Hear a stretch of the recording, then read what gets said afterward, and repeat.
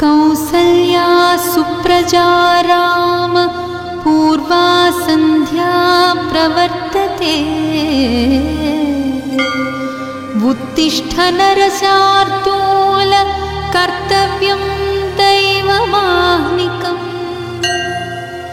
ఉత్తిష్ఠోత్తిష్ఠ గోవింద ఉత్తిష్ఠ గరుడధ్వజ. నమస్కారం, సుమన్ టీవీకి స్వాగతం. నేను మానస.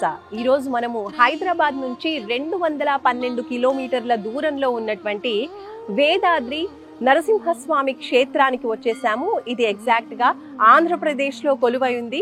యోగపీఠే సమాసీనం జానూనస్తకరం ధ్వజం శంఖచక్రధరం దేవం యోగానందము పాస్మహే. మరి ఈ ఆలయం యొక్క విశిష్టత గురించి, ఇది అతి పురాతనమైనటువంటి ఆలయం. కృష్ణా నది ఒడ్డున ఉన్నటువంటి ఈ పవిత్రమైన పంచనారసింహ క్షేత్రం యొక్క విశిష్టత గురించి ఈ రోజు మనం తెలుసుకునే ప్రయత్నం చేద్దాం. పదండి.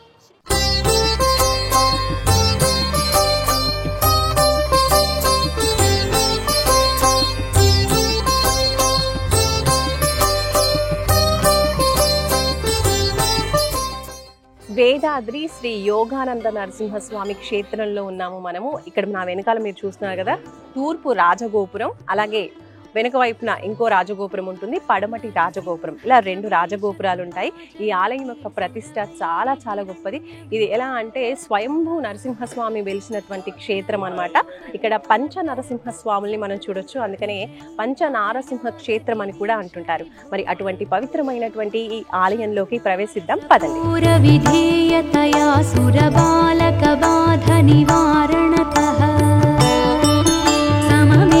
విదారితవానసురం విజయీ భవ యాదగిరీశ విభో నరకేసరి రూప నిరూపణత సురశేఖర రూప.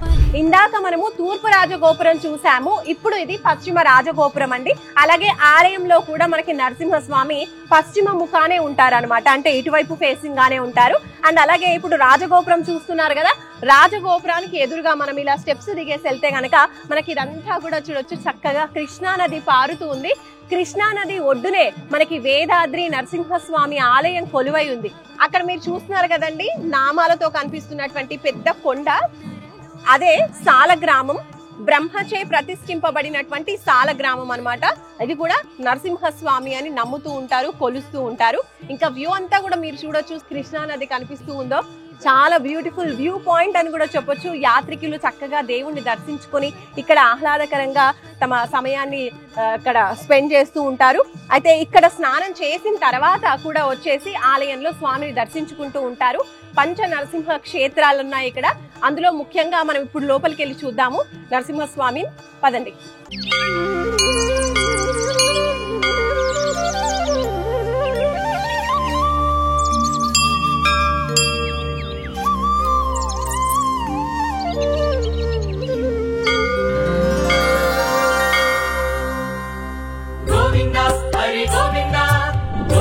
యోగానంద లక్ష్మీ నరసింహస్వామి క్షేత్రం లోపలికైతే వచ్చేసాము. చాలా మంది భక్తులు మనకి ఇక్కడ కనిపిస్తూ ఉన్నారు. ఆహ్లాదకరంగా, చాలా కోలాటంగా కూడా కనిపిస్తూ ఉంది ప్రాంతం అంతా కూడా.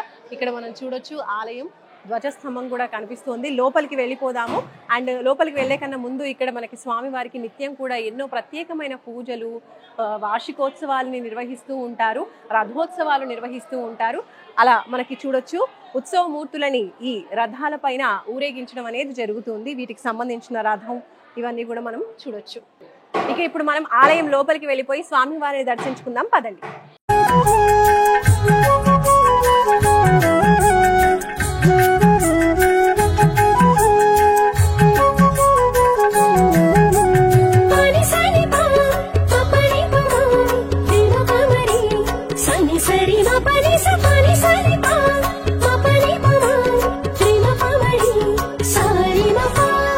ఇక్కడ స్వామి గరుత్మంతుడు కొలువై ఉన్నారు. స్వామికి ఎదురుగా నమో గరుత్మంతాయ నమః. అహోబిలము శాంతికి నిలయం అభయమిచ్చే శ్రీ నరసింహ శరణం. ఇక్కడ మనకి స్వామి వారు కొండపైన జ్వాల నరసింహస్వామిగా మొదట కొలువయ్యారు. అయితే ఇక్కడ అంటే కొండపైన ప్రతి ఒక్కరు దర్శించుకోవడానికి వీలు లేదు. పూర్తి కొండ చివరన స్వామి మనకి కొలువై ఉన్నారు కాబట్టి జ్వాలసాల గ్రామ వీర యోగానంద లక్ష్మీ నరసింహస్వామిగా మనకి నరసింహస్వామి పంచరూపాల్లో ఈ ఆలయంలో మనకి దర్శనమిస్తున్నారు. అంటే ఈ పంచ నరసింహులకి కూడా నిత్యం ఇక్కడే ఈ ఆలయంలోనే నిత్య అభిషేకాలు, అర్చనలు, అలాగే కైంకర్యాలు, ప్రసాదాల నివేదన కూడా ఇక్కడే జరుగుతుంది. మనం ఒకసారి దర్శించుకుందాం. రాక్షసులను చంపే వేళ అగ్ని నీవే ఉగ్ర నరసింహ, చల్లని చూపుల దీవెనలిచ్చే శాంతమూర్తివి యోగ నరసింహ. భయము బాధలు పీడలు బాపగ సాటి ఎవ్వరు శ్రీ నరసింహ. ఏడు లోకములేలే స్వామి ఎదురులేని మా నరసింహ. దండమయ్యా శ్రీ నరసింహ, అండదండవు మా నరసింహ. కొండకోన కొలువైదివయ్యా నిండు మనసుతో శ్రీ నరసింహ.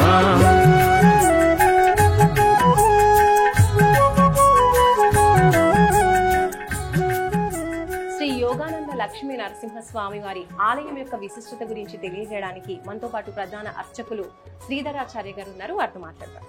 నమస్కారం అండి గురుగారు. ముఖ్యంగా ఇక్కడ ఈ ఆలయం యొక్క విశిష్టత గురించి, స్థల పురాణం గురించి మాకు తెలియజేయండి. ఇది పంచనారసింహ క్షేత్రం. వేదాద్రి, వేదాలే పర్వత రూపంలో ఉంటే స్వామివారు జ్వాలా రూపంలో స్వయంభూగా వెలిశారు కాబట్టి వేదాద్రి అని పేరు వచ్చింది. పూర్వం పురాణ కాలం చూసుకున్నట్లయితే సోమకాసురుడు అనేటువంటి రాక్షసుడు వేదాలని తస్కరించి దొంగిలించినప్పుడు ఈ బ్రహ్మ మొదలైనటువంటి దేవతలందరూ కూడా ఈ యొక్క సృష్టి కొనసాగాలంటే వేదాలు ఎంతైనా అవసరం కాబట్టి ఆ వేదాలని రక్షించమని ఆ మహావిష్ణువు కోరిన వెంటనే ఆయన మత్స్యావతారం దాల్చి ఆ సముద్ర గర్భంలోకి వెళ్ళి ఆ వేదాలని రక్షిస్తాడు. ఆ వేదాలను రక్షించేటప్పుడు ఆ వేదాలన్నీ కూడా తన శిరస్సును దాల్చి పైకి రావటం పురాణంలో జరిగినటువంటి విషయం. అప్పుడు ఆ వేదాలు ఏం కోరుకుంటాయంటే, ఇలాంటి అవసాన పరిస్థితిలో మీ శిరస్సును మేము ఉండాల్సి వచ్చింది కాబట్టి స్వామి మీరు మా శిరస్సును ఉండాలి, ఆ వరం ఇవ్వండి వేద పురుషులు కోరుకున్న వెంటనే అప్పుడు మీకు నృసింహావతారంలో మీ కోరిక తీరుస్తాను, అప్పటి వరకు కూడా పర్వత రూపంలో కృష్ణానది గర్భంలో ఉండండి, హిరణ్యకశిపుడి సంహారం తర్వాత మీ కోరిక తీరుస్తాను అని చెప్పిన తర్వాత ఆ యొక్క హిరణ్యకశిపుడిని సంహరించిన వెంటనే స్వామివారి జ్వాలా రూపంలో ఆ వేద పురుషులకు ఉన్నటువంటి వరం వల్ల వేదాలే పర్వత రూపంలో ఉంటే పైన జ్వాలా నరసింహంలో స్వయంభూగా, కింద అంతరాళంలో దేవాలయం ఉంటుంది, పైన మనకు మకర తోరణం మాత్రమే కనిపిస్తుంది, లోపల జ్వాలా రూపంలో నరసింహస్వామి ఉంటాడు. ఆయన స్వయంభూ నరసింహస్వామి. అది జ్వాలా నరసింహస్వామి మొదటిది. రెండవది ఇక్కడ సాలగ్రామ నరసింహస్వామి ఉంటుంది. మనం విశేషంగా దేవాలయంలో ప్రతి చోట కూడా సాలగ్రామాలు ఉంటాయి. కానీ ఈ వేదాద్రిలో అంటే కృష్ణానదీ తీరంలో, కృష్ణానదిలోనే ఆయన ఎప్పుడు కూడా స్నపన జరుగుతుంది. బ్రహ్మ ప్రతిష్ఠ ఆయనకి, స్వామివారికి లోపల నోరు, నాలుక, కరాళం మొత్తం ఉంటాయి ఆయనకి లోపల గర్భంలో. ఇది బ్రహ్మ ప్రతిష్ఠ. ఆ స్వామివారిని సేవించి బ్రహ్మ ఇక్కడ సాలగ్రామ నరసింహస్వామిని ప్రతిష్ఠ చేశాడు. ఇది బ్రహ్మ ప్రతిష్ఠ. రెండవది సాలగ్రామ నరసింహస్వామి. మూడవది ఇక్కడి నుంచి 3 కిలోమీటర్ల దూరంలో గరుడాచలం ఉంది. స్వామి బిలంలో ఉంటాడు. గరత్మంతుడు ఈ యొక్క నరసింహస్వామి హిరణ్యకశిపుని చీల్చిన తర్వాత ఆయన వెతుక్కుంటూ తన వాహనమైనటువంటి గరత్మంతుడు ఈ స్వామివారి దగ్గరికి వచ్చి ప్రార్థన చేస్తాడట. అప్పుడు ఆయనకి గరత్మంతుడికి వీర నరసింహస్వామి రూపంలో ఆయనకు దర్శనమిస్తాడు. ఇక్కడ గరుడాచలం 3 కిలోమీటర్ల దూరంలో నాలుక నోరు లాగా స్వామి రేఖాచిత్రంగా స్వయంభూగా బిలంలో వెలిశాడు. ఆయన వీర నరసింహస్వామి. ప్రధానమైనటువంటి మీరు చూస్తున్నటువంటి ప్రధాన దేవాలయం యోగానంద నరసింహస్వామి. ఈయన ఋష్యశృంగ మహాముని ప్రతిష్ఠది. ఆ ఋష్యశృంగుడు పుత్రకామేష్టి యోగం కంటే ముందు త్రేతాయుగంలో ఇక్కడ స్వామివారి కృష్ణానది పడమర ముఖంలో కూర్చొని ఆయన కొన్ని 100 సంవత్సరాలు తపస్సు చేశాట. ఇక్కడ ఋష్యశృంగ మహాముని చేసి ఆయన పుత్రకామేష్టి వెళ్తూ ఏ విధంగా అయితే ఆయన యోగ పట్టణంలో కూర్చొని ఈ కృష్ణానదీ తీరాన తపస్సు చేసుకున్నాడో అదే స్థలంలో అదే రూపంలో యోగానంద నరసింహస్వామిని ప్రతిష్ఠ చేశాడు. అలాగే కీటానికి మరి కళ్యాణం చేసుకోవడానికి ఉండాలని ఉత్తమైనటువంటి మహర్షులు, మానవులు ఆ యొక్క లక్ష్మీ నరసింహస్వామిని కూడా ప్రతిష్ఠ చేశారు. అందుకనే ఇక్కడ యోగానంద నరసింహస్వామి, లక్ష్మీ నరసింహస్వామి ఇద్దరు ఉంటారు. ఇక్కడ ప్రతి స్వామికి కూడా ఇక్కడే ఆరాధన జరుగుతుంది. ఇది ప్రధాన దేవాలయం. ఇది పంచనారసింహ క్షేత్రం. ఈ పంచనారసింహ క్షేత్రాలంటే పంచభూతాలకు ప్రతీక. మీరు చూసుకున్నట్టయితే జ్వాలానరసింహ స్వామి అగ్నికి ప్రతీక, రెండవది సాలగ్రామ స్వామి ఆయన నీటిలో ఉంటాడు కాబట్టి నీటికి ప్రతీక. అలాగే గరుడాచలంలో వీరనరసింహస్వామి ఉంటాడు, ఆయన భూమిలో ఉంటాడు కాబట్టి భూమికి ప్రతీక. పోతే యోగానంద నరసింహస్వామి ఈయన విశ్వాస వాయువు చేస్తుంటాడు కానీ వాయువుకు ప్రతిష్ట. అలాగే లక్ష్మీ నరసింహస్వామి ఉంటాడు, ఇందుగలడు అందులేడు సందేహముల చక్రి ఎందుందుని వెతికిన ఆకాశంలో విహరిస్తుంటాడు కాబట్టి ఆయన ఆకాశానికి ప్రతీక. ఈ విధంగా పంచభూతాలకి పంచనారసింహ క్షేత్రం ప్రతీకలు. ఇక్కడ ప్రతి వైశాఖ చతుర్దశి నాడు కూడా బ్రహ్మోత్సవాలు జరుగుతాయి. ఇక్కడ అన్నమయ్య గారు వచ్చినట్టు ఆయన కూడా కీర్తనలు ఉన్నాయి. కాశీఖండంలో శ్రీనాథుడు ప్రత్యేకంగా ఈ స్వామి గారి గురించి ఆయన శ్లోకాలు రాశాడు.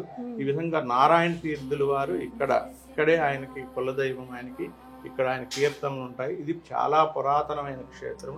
అందరూ మహానుభావులు ఇక్కడ వచ్చి ఉండేవాళ్ళు, తపస్సు చేసుకునేవాళ్ళు. ఇక్కడ ఏంటంటే ముఖ్యంగా జపం చేస్తే మనం ఇంటి దగ్గర ఒక 1000 సార్లు జపం చేసినట్టయితే 1000 సార్లే ఫలితం. అదే కనుక ఒక 1000 సార్లు మనం జపం చేసేటప్పుడు ఒక కొండ ఉన్నట్టయితే ఇంకొక 10,000 రెట్లు ఎక్కువ. ఆ కొండ మీద కనుక విష్ణాలయం ఉన్నట్టయితే ఇంకా 10,000 రెట్లు ఎక్కువ. అలాంటి కొండ ఉండి, అరణ్యం ఉండి, నది ఉండి ఇంకా వేల ఫలితాలు ఉంటాయి. కాబట్టి పూర్వం నుంచి కూడా ఇక్కడ అనుష్ఠానమైనటువంటి క్షేత్రం. సంతానం కానీ ఆరోగ్యం కానీ చాలా సివియర్గా మరి వచ్చినటువంటి జబ్బులు ఉంటాయి కదా, మీరు చూసినట్టయితే ఇప్పుడే 15 రోజులైంది అమ్మాయి వచ్చినప్పుడు హిస్టీరియా లాగా చేతిలో పట్టుకుంటే ఉండాల. ఒకటే చెప్పేవాళ్ళు, మీరు 10 రోజులు ఓపికగా ఉండండి మీకు తగ్గుతుంది అన్నట్టు. తగ్గింది అమ్మాయికి. అలా వేల మంది మా యొక్క అనుభవంలోనే 100,000 మంది అలా తగ్గి చాలా జబ్బును పడి ఇక్కడ స్వామివారి తొందరగా వాళ్ళ గ్రహ బాధలు ఏదైతే ప్రయోగాలు ఇవన్నీ ఉంటాయో అలాంటి ధూళి గాలి కూడా ఈ స్వామివారి యొక్క తీర్థం 3 సార్లు తీసుకొని రోజు 108 ప్రదక్షిణాలు చేసి ఇక్కడ నిద్ర చేస్తే ఇక్కడ ఫలితం ఉంటుంది. అలా కొనసాగుతుంది ఎప్పటి నుంచో. అలా ఈ ఖడ్గం గురించి చెప్పాలంటే గుంటూరుకి చెందినటువంటి 150 సంవత్సరాల క్రితం ఒక గుంటూరుకి చెందినటువంటి ఒక భక్తుడు, అతని కడుపులో ఒక పెద్ద గడ్డ, కొన్ని కేజీల గడ్డ అది. ఆ గడ్డ ఆయన చనిపోవడానికి తయారయ్యాడు. ఇక్కడ భక్తుడు ఆయన. అయితే అప్పట్లో ఢిల్లీలో ఉందట అది స్కానింగ్, ఇప్పుడు లేదు. ఆ స్కాన్ తీస్తే ఇతను బతకడు, తీసుకెళ్ళండి, ఇక్కడ చేసేది ఏం లేదంటే ఇక చచ్చిపోతే ఇక్కడ చనిపోదాం అని చెప్పి స్వామివారి దగ్గర పడుకుంటే ఒక అర్ధరాత్రిలో పెద్ద ఇలాంటి కత్తి తీసుకొని స్వామివారు కోసినట్టుగా ఆపరేషన్ చేసినట్టుగా ఆయనకు కల వచ్చిందట. వస్తే మళ్ళీ తన ఢిల్లీ తీసుకెళ్తే ఈ గడ్డ ఏం లేదు, మరి ఏమైందో తెలియదు, మిరాకిల్గా ఉంది, మరి నువ్వు ఏం జరిగిందో తెలియదు, అతను బతికాడు. తర్వాత ఆయన ఈ స్వామివారికి ఏదైతే కత్తితో చేశాడో ఆ కత్తి స్వామివారికి చేయించాడు.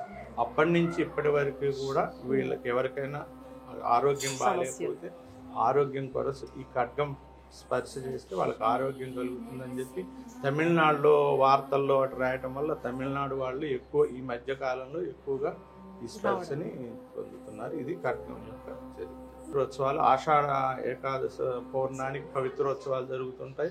ప్రతి రోజు కూడా త్రికాల అర్చన జరుగుతుంది, నిత్య హోమం జరుగుతుంది, గరుడ సేవలు ఉంటాయి. ఇక్కడ ప్రతి శుక్ర శని ఆదివారాలు కూడా గరుడ సేవలు ఉంటాయి. ఇక్కడ విశేషంగా భక్తులు గుంటూరు జిల్లా అనే రాష్ట్రాల నుంచి ఇక్కడ భక్తులు వస్తూ ఉంటారు. అర్చకులు గారు, ఇక్కడ ప్రధానంగా జరిగేటువంటి నిత్య పూజా కైంకర్యాల గురించి వివరించండి. ఇక్కడ ఉదయంనే స్వామివారికి త్రికాలార్చన ఉంటుంది, 3 పూటల అర్చన ఉంటుంది స్వామి గారికి. అలాగే స్వామివారికి నిత్య హోమం ఉంటుంది. అలాగే 11 గంటలకి ప్రతిరోజు కూడా తులసి సహస్రనామార్చన ఉంటుంది. అలాగే మళ్ళీ సాయంత్రం రాత్రి అమ్మవారికి కుంకుమ సహస్రనామార్చన ఉంటుంది. ఈ విధంగా త్రికాలార్చన, నిత్యహోమం, సహస్రనామార్చనలు, నక్షత్రహారతి మొదలైనటువంటి విశేష పూజలు జరుగుతుంటాయి. ఈ ఆలయం ఎంతో పురాతనమైన ఆలయం అంటున్నారు. అసలు ఎప్పుడు ఈ ఆలయాన్ని ప్రతిష్ఠించారు?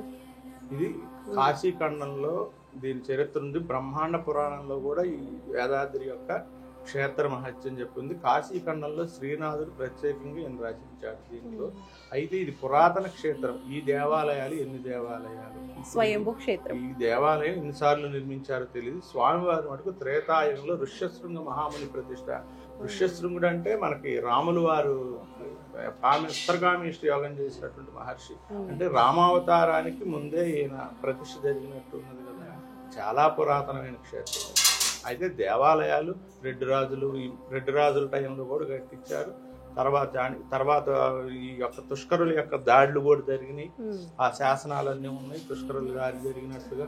అప్పుడు ఒక దేవాలయం స్వామిని నిర్మించి ఆ దేవాలయం స్వామిని మూసి అసలు స్వామిని వేరే స్వామిని కొట్టేస్తే మళ్ళీ తీసి ఈ విధంగా పురాతన పెద్దలు చెబుతూ ఉంటారు. ఇది చాలా పురాతన విషయం, దీనికి సంవత్సరాలు ఏం లేదు. ధన్యవాదాలు స్వామి. చూశారు కదండి ఈ యోగానంద లక్ష్మీ నరసింహస్వామి వారి ఆలయం యొక్క విశిష్టత గురించి, పురాణాల్లో ఏముంది, అసలు ఆలయాన్ని ఎవరు ప్రతిష్ఠించారు, ఆలయం గురించి చాలా క్లియర్గా మనకి శ్రీధరాచార్య గురువు గారు తెలియజేశారు. అంటే ప్రధాన అర్చకులు ఈ ఆలయంలో నిత్యం కూడా స్వామివారికి నిత్య కైంకర్యాలు చేస్తూ ఉంటారు కాబట్టి ఆ విశేషాలన్నీ కూడా మనకు తెలియజేశారు. ఇక్కడ మనం చూస్తున్నాము శ్రీ యోగానంద లక్ష్మీ నరసింహస్వామి యొక్క సన్నిధి బయట మనం నిల్చున్నాము. ఈ ద్వారం దగ్గర మనం చూసినట్టయితే టోటల్గా వెండితో చేస్తున్నటువంటి ద్వారం మనం చూస్తున్నాము. అయితే ద్వారం పైన కూడా మనకి విష్ణుమూర్తి యొక్క అవతారాలు కనిపిస్తూ ఉన్నాయి, చూడొచ్చు. ఈ విష్ణుమూర్తి అవతారాల గురించి, విశిష్టత గురించి మనకి అర్చకులు వివరిస్తారు. ఈ యొక్క శ్రీ మహావిష్ణు అవతారాలు దశావతారాలు. ఈ దశావతారాలు మత్స్యావతారం మొదట చూస్తున్నది మత్స్యావతారం, కూర్మ అవతారం, మత్స్య కూర్మ వరాహవతారం, నారసింహ, వామన, రామ, పరశురామ, రాముడు, బలరాముడు.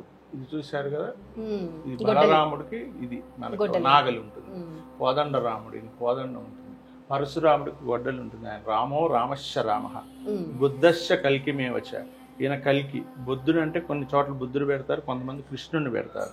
ఈయన కల్కి అవతారం. ఇవి ఈ దశావతారాలు స్వామివారు. ఈ తర్వాత ఇక్కడ చూసినట్టయితే స్తంభోద్భవం. మీరు చూసినట్టయితే ఈయన స్తంభం నుంచి బయటకు వచ్చినప్పుడు ఈ స్తంభం యొక్క శకలాలు కూడా మీరు చూడవచ్చు. స్వామివారు ఇది అవతారం. ఇది హిరణ్యకశిపుణ్ణి చీల్చేటటువంటి దృశ్యం స్వామివారు. అలాగే ఈయన భక్త ప్రహ్లాదుడు వరదుడు. ఈయన ప్రహ్లాదుడు, ఈయన లక్ష్మి. అలాగే ఇప్పుడు మనకున్నటువంటి యోగానంద నరసింహస్వామి ఆయన. ఇది ఈయన లక్ష్మీ నరసింహస్వామి. తొడ మీద అమ్మవారు ఉంటే లక్ష్మీ నరసింహస్వామి, అలా ఉంటే యోగానంద నరసింహస్వామి. ఇది విశేషంగా ఏంటంటే కింద ఆదిశంకరాచార్యులు గారు కరావలంబ స్తోత్రం చేస్తారు.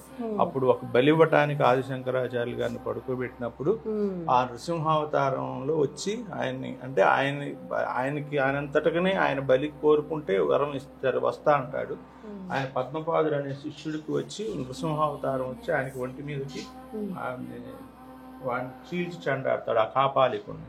అప్పుడు ఆ యొక్క ఆదిశంకరాచార్యులు వారు కరావలంబ స్తోత్ర రచన చేస్తారు. శ్రీమన్ నృసింహవే గరుడధ్వజాయ తాపత్రయోపశమనాయ భౌషదాయ కృష్ణాది వృచ్చిక జల అగ్నిభుజంగ రోగ క్లేశవ్యయాయ హరవే గురవే నమస్తే నమస్తే అంటారు.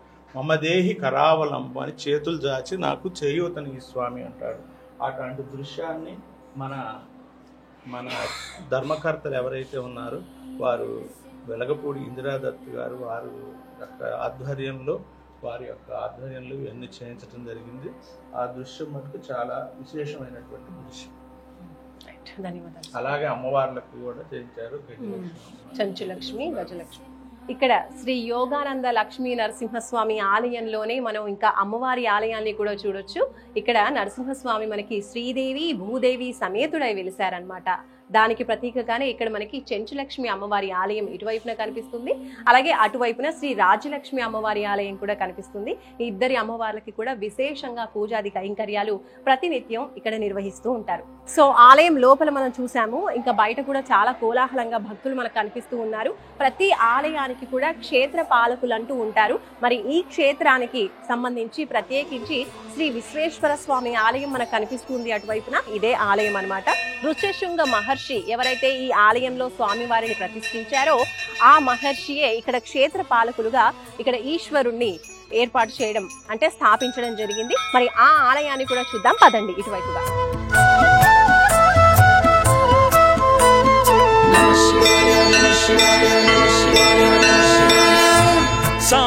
శ్రీ విశ్వేశ్వర స్వామి ఆలయంలోనే మనం ఇక్కడ చూడొచ్చు, స్వామివారి కొలువై ఉన్నారు విశ్వేశ్వర స్వామి. ఈ ఆలయంలోనే మనం ఇంకా 2 ఉపాలయాల్ని చూడొచ్చు. ముఖ్యంగా మనం ఇక్కడ చూడొచ్చు పార్వతీ సమేతంగా స్వామి కొలువై ఉన్నారు కాబట్టి ఇక్కడ పార్వతీ అమ్మవారికి కూడా ఉపాలయం కనిపిస్తుంది. ఈ అమ్మవారికి ప్రతినిత్యం కూడా కుంకుమార్చనలు, ఇంకా అభిషేకాలు, నిత్య కైంకర్యాలు కూడా చాలా విశేషంగా నిర్వహిస్తూ ఉంటారు. అమ్మని దర్శించుకుంటారు. ఇంకా ఇటువైపున మనం చూసినట్లయితే మరొక ఉపాలయం శ్రీ విశ్వేశ్వర స్వామి ఆలయంలోనే శ్రీ వీరభద్రస్వామి ఆలయం కూడా మనకు కనిపిస్తుంది. నమః శివాయ నమః శివాయ నమః శివాయ ఓం సదా శివాయ సదా శివాయ సదా శివాయ ఓం మహేశ్వరాయ మహేశ్వరాయ మహేశ్వరాయ ఓం హరం హరాయ హరం హరాయ హరం హరాయ ఓం.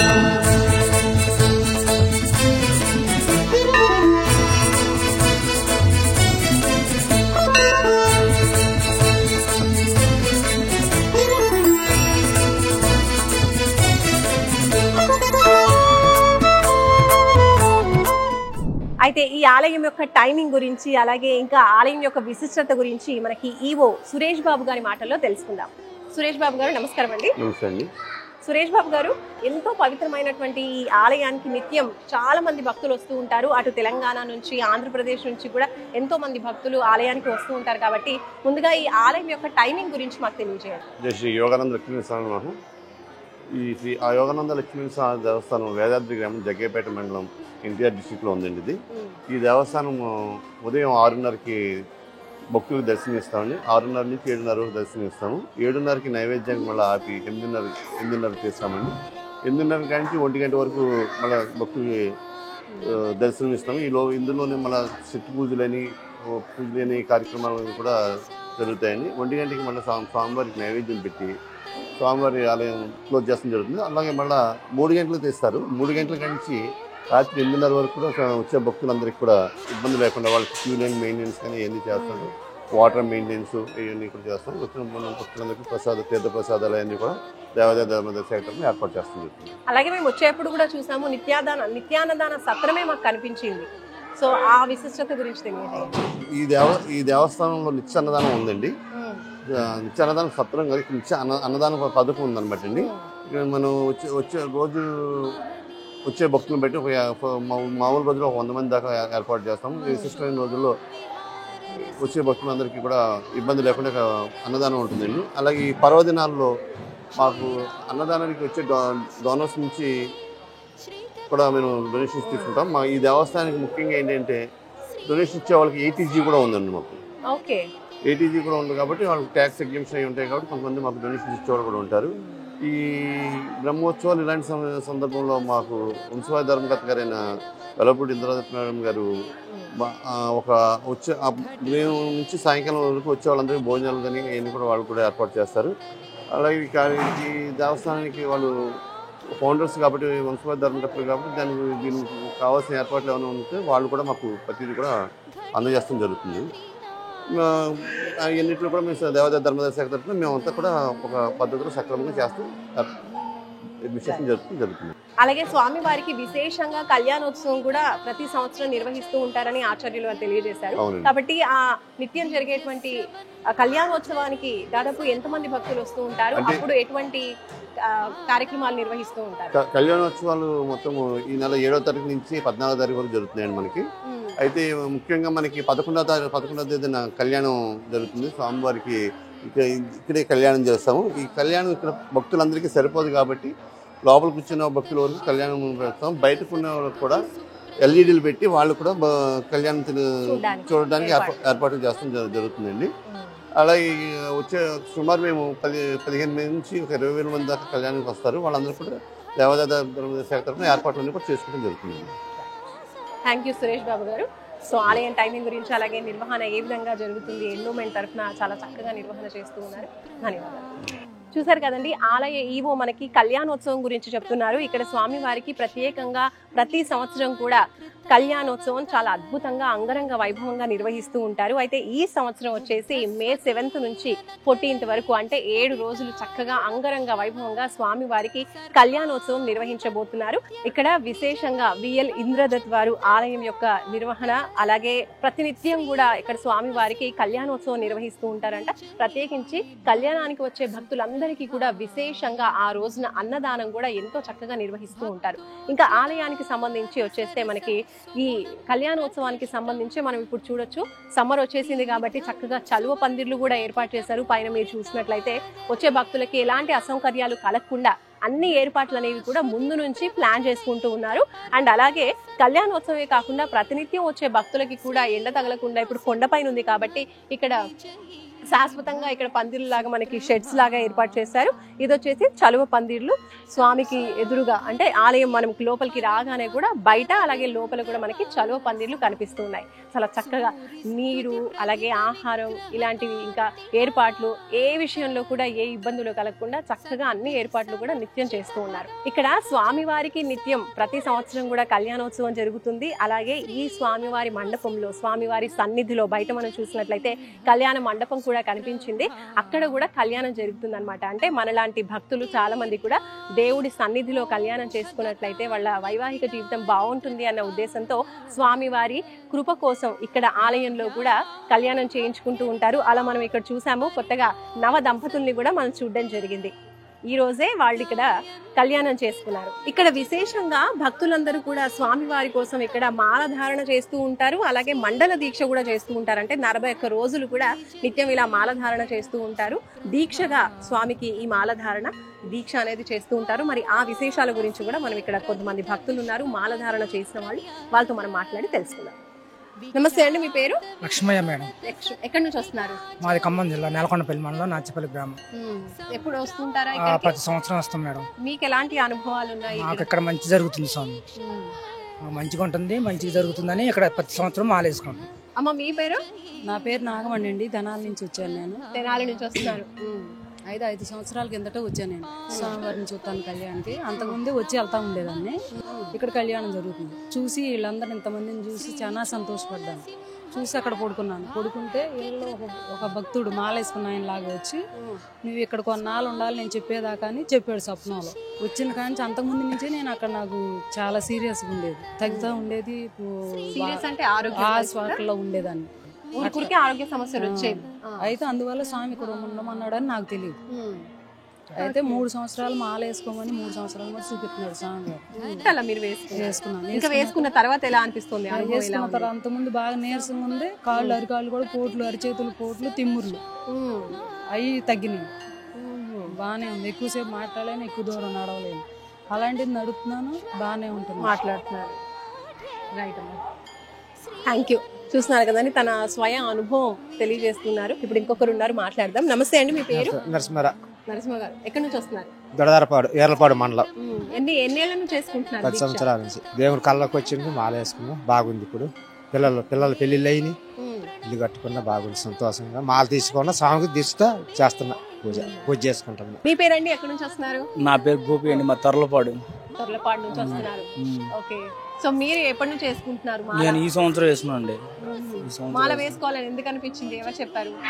నేనే స్వామివారికి వేసుకున్నాను అనుకున్నాను. మేము స్వామి పూజ చేస్తాక ఇక్కడే నాకు ఒంట్లో బాగోకపోతే ఇక్కడికి వచ్చుంటున్నాను. నేను నాకు గత క్షణాల మంచి ఒంట్లో బాగుంటలేదు. సో ఇప్పుడు ఎలా ఉంది మరి మీ ఆరోగ్య పరిస్థితి అంతా? ఇప్పుడు బాగానే ఉంటుందండి. స్వామివారి కాడికి సేవ చేయడానికి.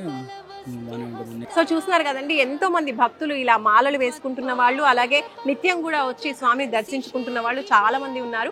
విశేషంగా ఈ ఆలయం యొక్క విశిష్టత ఏంటి అని అంటే, ఆరోగ్య పరిస్థితి బాగోలేని వాళ్ళకి ఇక్కడ చాలా మంచి జరుగుతుందని ఎక్కువగా భక్తులు నమ్ముతూ ఉంటారు. ఇక్కడ స్వామివారి ఆలయానికి వచ్చి నిద్ర చేయడం, స్వామివారి తీర్థ ప్రసాదాలు తీసుకోవడం వల్ల, నిద్ర చేయడం వల్ల, అలాగే ప్రదక్షిణలు చేయడం వల్ల చాలా మంచి జరుగుతుంది, ఆరోగ్యం బాగుపడుతుందని నమ్ముతూ ఉంటారు. అలాగే సంతానం లేని వాళ్ళకి కూడా ఇక్కడ స్వామి సన్నిధిలో ప్రదక్షిణలు చేసిన వాళ్ళకి, అలాగే తొట్టెలాని కడుతూ ఉంటారనమాట చెట్టుకి. నేను అది కూడా చూపిస్తాను మీకు. సో అక్కడ తొట్టెల కట్టిన వాళ్ళకి కూడా సంతాన భాగ్యం కలిగిందని, సంవత్సరం లోపే సంతాన భాగ్యం కలిగిందని కూడా ఎంతో మంది భక్తులు చెప్తూ ఉంటారు. అంతే నమ్మకంగా ఇక్కడ స్వామిని పూజిస్తూ ఉంటారు.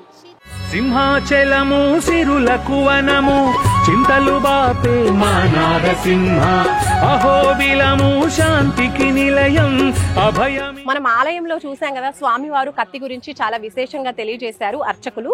ఆ కత్తి అలాగే స్వామివారి ఆయుధాలు, శంకు చక్రాలు, ఇవన్నీ కూడా ఆయుధాలని తీసుకొచ్చి దసరా రోజున ఈ సెమి వృక్షం కింద ఉంచి ప్రత్యేకంగా అర్చకులు పూజించడం అనేది జరుగుతుందన్నమాట. ఈ సెమి వృక్షం ఆలయ వృక్షము, చాలా పవిత్రమైన వృక్షం. ఇక్కడ ఆలయంలో మనకు కనిపిస్తుంది, చాలా పెద్దగా కూడా కనిపిస్తుంది, మీరు చూడొచ్చు. ఇంకో ప్రత్యేకమైన విశిష్టత ఏంటంటే, మీరు ఇక్కడ చూడొచ్చు, చీర కొంగు అనుకోవచ్చు. ఆ కొంగులో ఒక రాయి వేసేసి ఇలా కడుతూ ఉంటారు. ఇది ఎందుకు కడుతూ ఉంటారంటే, ఇందాక నేను మీకు చెప్పాను కదా, సంతానం లేని వాళ్ళు ఇక్కడ స్వామి వారికి మొక్కుకొని సంతానం కలగాలని కోరుకొని ఇలా చిన్నగా తొట్టెల కట్టడం, ఊయల కట్టడం అనేది జరుగుతుంది. ఇక్కడ మీరు చూడొచ్చు, ఇక్కడ చూడండి రాయి. ఈ ఆలయంలో ప్రతి రాయిని కూడా స్వామివారిగానే భావిస్తూ ఉంటారు, ఎంతో పవిత్రంగా భావిస్తూ ఉంటారు. ఆలయంలోని రాయిని తీసుకొని ఇక్కడ వాళ్ళ కొంగు చివరన ఇలా అంటే చాకుతో కానీ కత్తెరతో కానీ కాకుండా చేతితో మాత్రమే ఇలా చించేసి కొంగుని మాత్రం మహిళలు ఇలా చించేసి కొంగులో రాయిని తీసుకొని కట్టి ఇలా చెట్టుకి కడుతూ ఉంటారనమాట. ఇలా చేసి పూజించడం వల్ల వాళ్ళకి సంవత్సరంలోనే వాళ్ళు కోరుకున్న విధంగా సంతాన భాగ్యం కూడా కలుగుతుందని చాలా మంది నమ్ముతూ ఉంటారు. ఆ నమ్మకం కూడా నిజమైందని తెలియజేస్తున్నారు. శ్రీ నరసింహ ఏడు లోకములేలే స్వామి ఎదురులేని ఇక్కడ ప్రత్యేకించి ఒకటి జరుగుతుందండి, మీరు చూడండి. ఈ రాళ్ళని బలిహార యంత్రపు రాళ్ళు అంటుంటారంట. ఆలయంలో వెనక వైపున ఉంది, మీరు చూడొచ్చు. ఇక్కడ ఈవిడ మొక్కుకొని కోరిక ఏదైనా మొక్కుకొని అలా వేళ్ళు ఇలా పెడుతున్నారు. పెట్టినప్పుడు ఇలా జరుగుతుంది చూసారా. అలా జరిగింది అని అంటే గనక వాళ్ళ కోరిక నెరవేరుతుంది అని అర్థం అంట. కాబట్టి నమ్మి భక్తులందరూ కూడా ఇది తమ కోరిన కోరిక నెరవేరుతుందా లేదా, తమ మనసులో ఉన్న కోరిక నెరవేరుతుందా లేదా అనేది ఇలా ఈ బలిహార యంత్రపు రాళ్ల దగ్గర పరీక్షించుకుంటూ ఉంటారనమాట. చూడొచ్చు తన చేతులు ఎట్లా మూవ్ అవుతున్నాయో క్లియర్గా కనిపిస్తూ ఉంది. అటువైపు అలా వెళ్ళి మళ్ళీ ఇలా వస్తూ ఉంటాయంట చేతులు. సో ఇది వాళ్ళ యొక్క భక్తుల యొక్క నమ్మకం అనమాట. మనకు కూడా కనిపిస్తుంది చూడండి క్లియర్గా. అలాగే అంటే అన్నం తిన్న తర్వాత గనక చేస్తే గనక అంటే ఫలితం అనేది కనిపించదు. ఆహారం తినకుండా చేస్తేనే కరెక్ట్గా ఫలితం తెలుస్తుంది అని కూడా ఇక్కడ కొంతమంది భక్తులు తెలియజేస్తున్నారు. ఇందాక అమ్మాయి మొక్కుకుంది కదా, మనం కూడా ఒకసారి స్వామిని మొక్కుకుందాం. ఇక్కడి వరకు వచ్చాం కాబట్టి మన కోరిక కూడా తీరుతుందా లేదా చూద్దాము. లక్ష్మీ నరసింహ వందనాలు శ్రీ నరసింహ. ప్రత్యేకించి ఇది పంచ నరసింహస్వామి క్షేత్రం, అంటే పంచరూపాల్లో నరసింహస్వామి మనకు కనిపిస్తూ ఉన్నారు, అక్కడ మనం చూసాము. అలాగే ఇంకా నవనారసింహ క్షేత్రాలు ఏవైతే ఉన్నాయో అహోబిలం ఇవన్నీ కూడా నవనారసింహ క్షేత్రాలలో కూడా ఒకటి ఈ క్షేత్రం అని చెప్పుకోవచ్చు. మరి ఇటువంటి పవిత్రమైన క్షేత్రంలో మనకి గోవులు దర్శనమిస్తూ ఉంటాయి కదా. ఆలయాలలో ప్రత్యేకించి గోవులను కూడా పూజిస్తూ ఉంటాం. గోమాతగా పూజిస్తున్నటువంటి మనకి సంప్రదాయం ఉంది. మరి ఇక్కడ మన వెనకాల మీరు చూడొచ్చు గోశాల ఏర్పాటు చేశారు.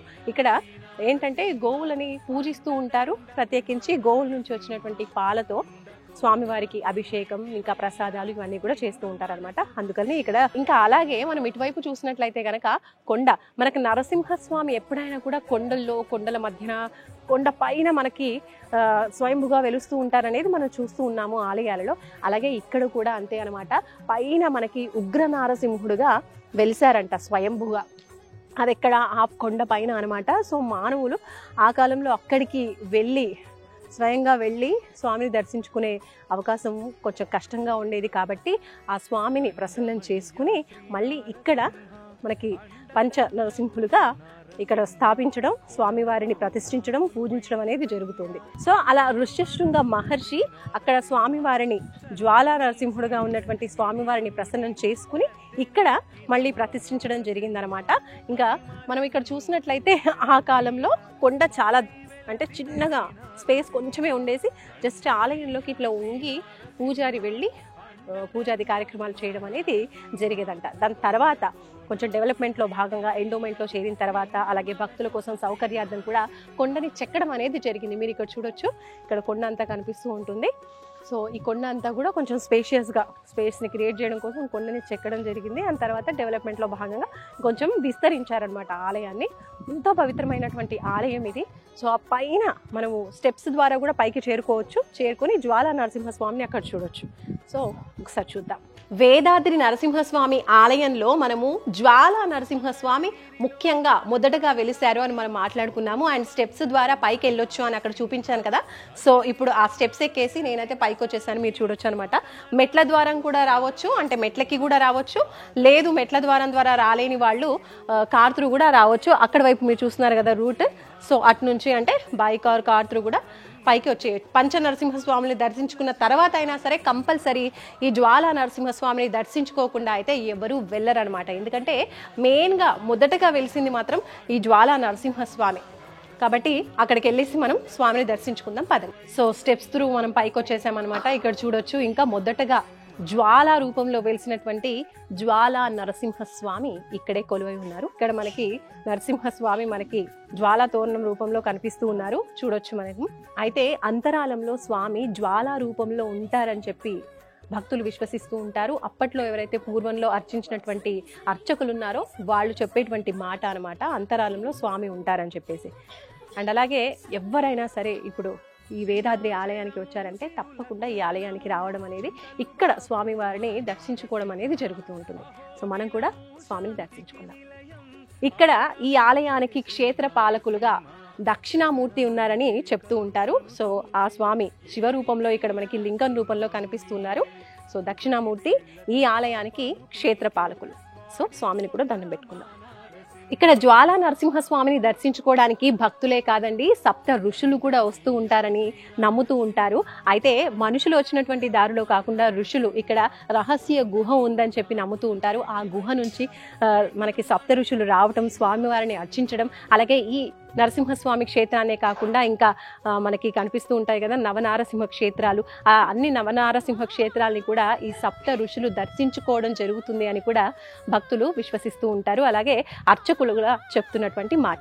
సో చూసారు కదండి, మొత్తానికి మనం హైదరాబాద్ నుంచి 212 కిలోమీటర్లు ప్రయాణించి ఈరోజు మనకి కృష్ణానదీ తీరంలో ఉన్నటువంటి ఆలయం నవనారసింహ క్షేత్రాల్లో ఒకటైనటువంటి పంచ నరసింహస్వామి క్షేత్రాన్ని మనం ఈరోజు దర్శించుకున్నాము. అదే వేదాద్రి లక్ష్మీ నరసింహస్వామి ఆలయం.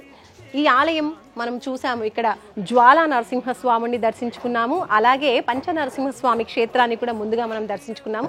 ప్రత్యేకించి ఈ ఆలయం వచ్చేసి స్వయంభుగా వెలిసినటువంటి ఆలయం అండి, అందుకని అంత విశిష్టత.